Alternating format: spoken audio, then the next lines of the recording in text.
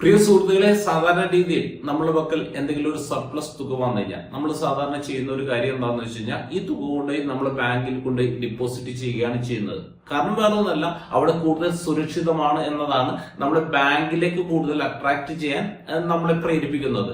എന്നാൽ bank Nifty പോലെ തന്നെ ഇപ്പൊ നമുക്ക് കൂടുതൽ സുരക്ഷിതത്വം നൽകുന്ന, എന്നാൽ ബാങ്ക് നിഫ്റ്റിയേക്കാൾ കുറച്ചുകൂടി കൂടുതൽ റിട്ടേൺ കിട്ടാൻ പോസിബിലിറ്റീസ് ഉള്ള, പിന്നെ ടാക്സേഷൻ ആംഗിളിൽ നോക്കിക്കഴിഞ്ഞാൽ ബാങ്ക് നിഫ്റ്റിയേക്കാൾ വളരെയധികം ടാക്സ് അഡ്വാൻറ്റേജ് ഉള്ള ഒരു ഇൻസ്ട്രുമെന്റ് ആണ് ആർബിട്രേജ് ഫണ്ട്. എന്താണ് ബാങ്ക് നിഫ്റ്റിനേക്കാൾ ഉപരി ഈ ആർബിട്രേജ് ഫണ്ടിൽ നമുക്ക് നിക്ഷേപിച്ചാൽ നമുക്ക് കിട്ടാൻ പോകുന്നത് എന്നതിനെ കുറിച്ചാണ് ഇന്നേ ദിവസം നമ്മൾ മനസ്സിലാക്കാൻ പോകുന്നത്.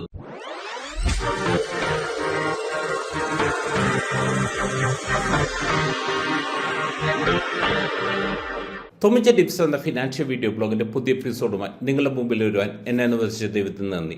നമുക്ക് ആദ്യം എന്താണ് ആർബിട്രേജ് ഫണ്ട് എന്ന് നമുക്ക് നോക്കാം.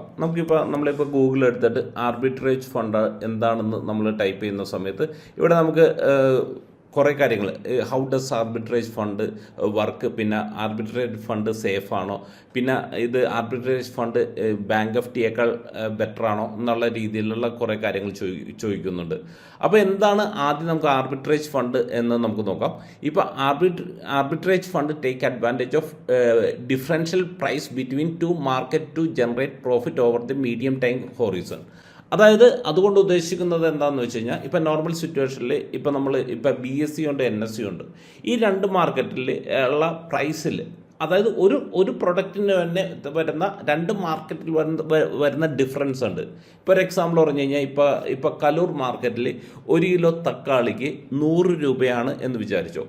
അതേ സെയിം തക്കാളിക്ക് ഇപ്പോൾ എറണാകുളം മാർക്കറ്റിൽ വരുന്ന സമയത്ത് 110 രൂപയാണ് എങ്കിൽ ഈ കലൂർ മാർക്കറ്റിൽ നിന്ന് മേടിച്ചിട്ട് എറണാകുളം മാർക്കറ്റിൽ വന്ന് വിൽക്കുക.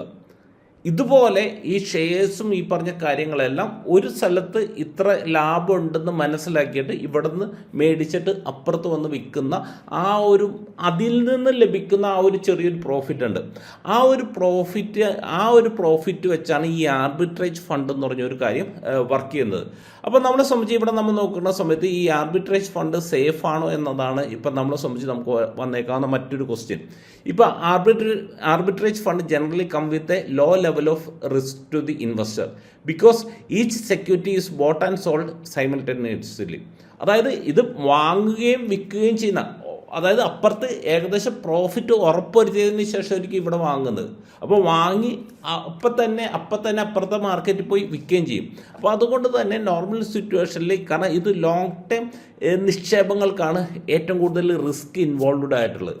അപ്പോൾ ഇവിടെ എന്ന് പറഞ്ഞു കഴിഞ്ഞാൽ ഈവൻ നിമിഷങ്ങൾക്കുള്ളിൽ വാങ്ങലും വിൽക്കലും എല്ലാം നടക്കും. ഒരു സ്ഥലത്ത് പ്രോഫിറ്റ് ഉറപ്പുവരുത്തിയിട്ടായിരിക്കുള്ളൂ ഈ പറഞ്ഞ വാങ്ങലും എല്ലാം നടക്കുന്നത്. അപ്പോൾ അതുകൊണ്ട് തന്നെ കമ്പാരിറ്റീവ്ലി ഇത് വളരെയധികം സേഫായിട്ടുള്ള ഒരു ഇൻവെസ്റ്റ്മെൻ്റ് ആണ്. പിന്നെ അടുത്തൊരു ഇപ്പം നമ്മളെ സംബന്ധിച്ച് നമുക്ക് വന്നേക്കാവുന്ന മറ്റൊരു ക്വസ്റ്റ്യൻ എന്ന് പറഞ്ഞാൽ ആർബിട്രേജ് ഫണ്ട് ബാങ്ക് നിഫ്റ്റിയേക്കാൾ ബെറ്റർ ആണോ എന്നതാണ്. ഇപ്പം നമ്മൾ return from arbitrage fund is typically in the range of 6 to 8% per annum, which is significantly higher than interest rate offered by banks on fixed deposit.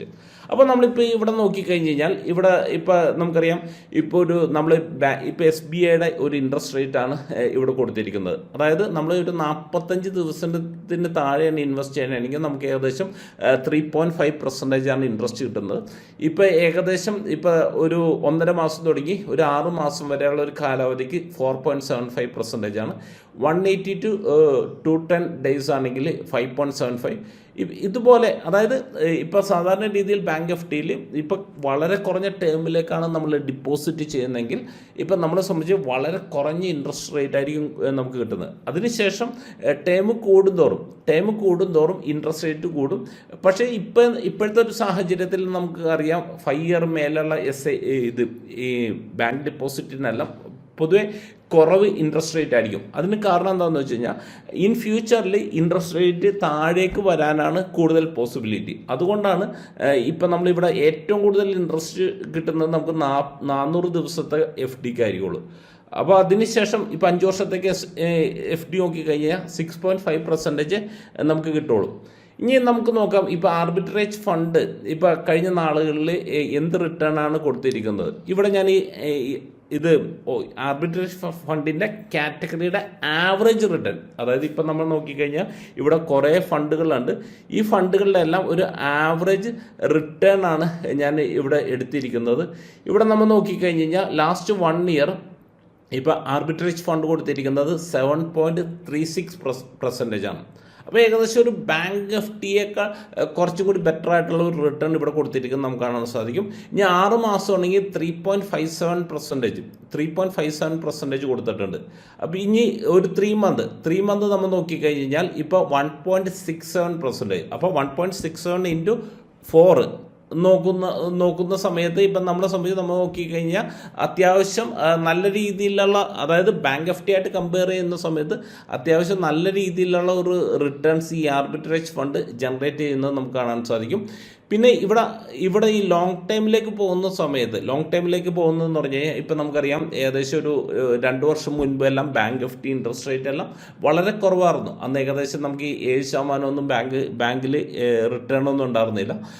അപ്പോൾ ആ ടൈമിലും ഈ ആർബിട്രേജ് ഫണ്ടിൻ്റെ റിട്ടേൺ ആ സമയത്ത് അവിടെ ഇപ്പം 4%, 4.5% കിട്ടുന്ന സമയത്ത് അതിനേക്കാൾ ഏകദേശം ഒരു 0.2% ഒരു എക്സ്ട്രാ കിട്ടുന്ന ഒരു അവസ്ഥയിലായിരുന്നു ആർബിട്രേജ് ഫണ്ടിൻ്റെ റിട്ടേൺ ഉണ്ടായിരുന്നത്. ആർബിട്രേജ് ഫണ്ട് കൊണ്ട് ഏറ്റവും കൂടുതൽ ബെനിഫിറ്റ് കിട്ടുന്നത് ഹയർ ടാക്സ് സ്ലാബിലുള്ള വ്യക്തികൾക്കാണ്. അതെങ്ങനെയാണ്? ഇപ്പം നമുക്കറിയാം, ഇപ്പം നമ്മൾ ബാങ്കിൽ ഡെപ്പോസിറ്റ് ചെയ്ത് കഴിഞ്ഞാൽ ബാങ്കിൽ നിന്ന് ജനറേറ്റ് ചെയ്യുന്ന ഇൻകം മുഴുവൻ നമ്മളുടെ ഇൻകത്തോട് ആഡ് ചെയ്തതിന് ശേഷം നമ്മളെ ടാക്സ് സ്ലാബ് ഏതാണോ ആ ടാക്സ് സ്ലാബ് അനുസരിച്ച് നമുക്ക് ടാക്സ് കൊടുക്കാനുള്ള ലൈബിലിറ്റി ഉണ്ട്. ഇപ്പോൾ ഒരു എക്സാമ്പിൾ പറഞ്ഞു കഴിഞ്ഞാൽ ഇപ്പോൾ സപ്പോസ് ഇപ്പോൾ ഞാനിപ്പോൾ ഒരു 30% ടാക്സ് സ്ലാബിലുള്ള ഒരു വ്യക്തിയാണ് എന്ന് വിചാരിക്കാം. എനിക്കിപ്പോൾ ഒരു 6% ഇൻട്രസ്റ്റ് ആണ് എനിക്ക് കിട്ടുന്നതെങ്കിൽ ഇപ്പം ഞാൻ അതിൻ്റെ 30% ടാക്സ് കൊടുക്കാൻ എനിക്ക് ലൈബിലിറ്റി ഉണ്ട്. അപ്പോൾ 6%-ൻ്റെ 30% എന്ന് പറഞ്ഞു കഴിഞ്ഞാൽ ഇപ്പോൾ എന്നെ സംബന്ധിച്ച് 1.8% അതിൽ നിന്ന് ഈ 6%-ൽ നിന്ന് കുറഞ്ഞതിന് ശേഷം എനിക്ക് 4.2% മാത്രമേ എന്നെ സംബന്ധിച്ച് നെറ്റ് നമുക്ക് എൻ്റെ കയ്യിൽ കിട്ടുള്ളൂ. പക്ഷേ ആർബിട്രേജ് ഫണ്ടിനെ സംബന്ധിച്ച് ആർബിട്രേജ് ഫണ്ടിന് ഉള്ള ഒരു ടാക്സേഷൻ എന്ന് പറഞ്ഞു കഴിഞ്ഞാൽ 2 തരത്തിലുള്ള ടാക്സേഷനാണ്. ഒന്ന് short time capital gain tax, അത് വരുന്നത് 15% ആണ്. അത് ഏത് ടാക്സ് സ്ലാബിലുള്ള ഒരു വ്യക്തിയാണെങ്കിലും അവർക്ക് 15% ടാക്സ് കൊടുത്താൽ മതി. പിന്നെ long time capital gain tax അത് വരുന്നത് 10%. അതായത് ഷോർട്ട് ടൈം ക്യാപിറ്റൽ ഗെയിൻ എന്ന് പറഞ്ഞു കഴിഞ്ഞാൽ നമ്മൾ ഇൻവെസ്റ്റ് ചെയ്തിട്ട് 1 വർഷം ആകുന്നതിന് മുമ്പ് തന്നെ വിഡ്രോ ചെയ്ത് കഴിഞ്ഞാലാണ് short time capital gain tax വരുന്നത്. Long time capital gain tax വരുന്നത് ഞാൻ ഇൻവെസ്റ്റ് ചെയ്തിട്ട് 1 വർഷം കഴിഞ്ഞാണ് വിഡ്രോ ചെയ്യുന്നതെങ്കിൽ അതിനാണ് ഈ long time capital gain tax വരുന്നത്. അപ്പോൾ സപ്പോസ് ഇപ്പം ഞാനിപ്പോൾ ഹയർ ടാക്സ് സ്ലാബിലുള്ള ഒരു വ്യക്തിയാണ്. എനിക്കിപ്പോൾ നിലവിൽ ഈ ആർബിട്രേജ് ഫണ്ടിൽ നിന്ന് 6% റിട്ടേൺ ആണ് കിട്ടുന്നത് എന്ന് വിചാരിക്കാം. അപ്പോൾ എന്നെ സംബന്ധിച്ച് ഞാൻ 1 വർഷം കഴിഞ്ഞാണ് ഞാൻ വിഡ്രോ ചെയ്യണമെങ്കിൽ എനിക്ക് 10% എനിക്ക് ടാക്സ് കൊടുക്കാനുള്ള ലൈബിലിറ്റി എന്നെ സംബന്ധിച്ചുള്ളൂ. അപ്പോൾ ഇവിടെ നമ്മൾ നോക്കുമ്പോഴേക്കും ഈ 6%-ൽ നിന്ന് 0.6% മാത്രമേ കുറക്കേണ്ട കാര്യമുള്ളൂ. 5.4% നെറ്റ് എനിക്ക് യൂട്ടിലൈസ് ചെയ്യാൻ പറ്റും. അപ്പോൾ ആർബിട്രേജ് ഫണ്ടിൻ്റെ ഏറ്റവും വലിയൊരു അഡ്വാൻറ്റേജ് എന്ന് പറഞ്ഞു കഴിഞ്ഞാൽ ഈ ടാക്സേഷനിലുള്ള ബെനിഫിറ്റാണ്.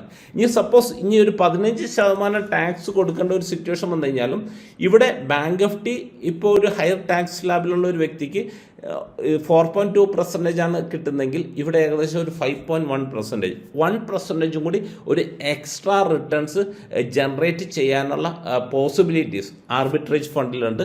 പിന്നെ നോർമലി ഇപ്പം നമ്മളിപ്പോൾ ബാങ്ക് FDയിൽ നമ്മൾ നോക്കിക്കഴിഞ്ഞാൽ നമുക്ക് ഈ പറഞ്ഞ പോലെ ഇപ്പോൾ 7 to ഇപ്പോൾ 45 ദിവസം ആണെങ്കിൽ 3.5% ആനുവൽ റിട്ടേൺ ആണ്. ഇപ്പോൾ ഇവിടെ നമ്മൾ 150 ദിവസം ആണെങ്കിൽ 4.75% 1 വർഷം കൊണ്ട് കിട്ടുന്ന റിട്ടേൺ ആണ് ഇവിടെ, ആനുവലൈസ്ഡ് റിട്ടേൺ ആണ് ഇവിടെ കാണിച്ചിരിക്കുന്നത്. പക്ഷേ ഇവിടെ നമ്മൾ നോക്കുന്നതെന്ന് പറഞ്ഞാൽ ഇത് ആനുവൽ റിട്ടേൺ അല്ല. ഇവിടെ നമ്മൾ നോക്കിയാൽ 3 മന്ത് 1.67% എന്ന് പറഞ്ഞു കഴിഞ്ഞാൽ ഈ 3 മാസം കൊണ്ട് കൊടുത്ത റിട്ടേൺ ഇൻറ്റു 4 ആണ് ആനുവലൈസ്ഡ് റിട്ടേൺ വരുന്നത്. അപ്പം നമ്മളെ സംബന്ധിച്ച് നമുക്ക് ഇപ്പോൾ ഷോർട്ട് ടൈം പാർക്കിംഗ് ഒക്കെ ചെയ്യേണ്ട ഒരു സിറ്റുവേഷൻ വരുന്ന സമയത്ത്, അതായത് ഇപ്പോൾ ഒരു എക്സാമ്പിൾ പറഞ്ഞു കഴിഞ്ഞാൽ ഇപ്പോൾ നമ്മുടെ വീട് പണിയോ അല്ലെങ്കിൽ എന്തെങ്കിലും കാര്യത്തിന് വേണ്ടി നമ്മൾ വെച്ചിരിക്കുന്ന തുകകൾ ആ ഒരു തുക ഇപ്പം എമർജൻസി ഫണ്ടിന് വേണ്ടി കരുതുന്ന തുക ഇപ്പം ഞാൻ എൻ്റെ എമർജൻസി ഫണ്ടെല്ലാം ഞാൻ ഡെപ്പോസിറ്റ് ചെയ്യുന്ന ആർബിട്രേജ് ഫണ്ടിലാണ്. അതിന് കാരണം വേറെ ഒന്നുമല്ല, ഇപ്പോൾ എന്നെ സംബന്ധിച്ച് ഇവിടെ 2 അഡ്വാൻറ്റേജ് ആണ്. മറ്റവിടെ ഞാൻ എന്ത് പ്രോഫിറ്റ് ഏൺ ചെയ്യുന്നോ അതിന് ഞാൻ 30% എനിക്ക് ടാക്സ് കൊടുക്കാൻ എനിക്ക് ലൈബിലിറ്റി ഉണ്ട്. പക്ഷേ ഇവിടെ എനിക്ക് പ്രോഫിറ്റിന് എനിക്ക് 15%, അതായത് ഇപ്പോൾ വിത്തിൻ 1 ഇയറിനുള്ളിൽ തന്നെ ഞാൻ വിഡ്രോ ചെയ്യുന്നതുകൊണ്ട് 15% എനിക്ക് ടാക്സ് കൊടുക്കാൻ എനിക്ക് ലൈബിലിറ്റി ഉള്ളൂ. അപ്പം ഞാൻ പറയുന്നത് പ്രത്യേകിച്ച് ഒരു ഹയർ ഇൻകം സ്ലാബിലുള്ള ഒരു വ്യക്തിയെ സംബന്ധിച്ച് അവർക്ക് ഒരു ബാങ്ക് എഫ്ഡിക്ക് പകരം കരുതാവുന്ന ഏറ്റവും മികച്ച ഒരു ഇൻവെസ്റ്റ്മെൻറ്റ് ഓപ്ഷനാണ് ആർബിട്രേജ് ഫണ്ട്. ഇതുമായിട്ട് ബന്ധപ്പെട്ട് നിങ്ങൾക്ക് കൂടുതൽ എന്തെങ്കിലും ഇൻഫർമേഷൻ വേണമെങ്കിൽ അല്ലെങ്കിൽ ഞങ്ങളുടെ നിക്ഷേപ സംബന്ധമായ സേവനങ്ങളെക്കുറിച്ച് താങ്കൾ കൂടുതൽ അറിയണമെങ്കിൽ ഈ സ്ക്രീനിൽ കാണിച്ചിരിക്കുന്ന ഈ നമ്പറുകളിൽ താങ്കൾക്ക് വാട്സാപ്പ് വഴിയോ കോൾ ചെയ്തോ കോൺടാക്റ്റ് ചെയ്യാവുന്നതാണ്. അടുത്ത ആഴ്ച നമുക്ക് സാമ്പത്തിക മേഖലയിലെ പുത്തൻ വിശേഷമായി തുമ്മിച്ച ടിപ്സിൽ നമുക്ക് വീണ്ടും കാണാം. Okay, wish you all the best.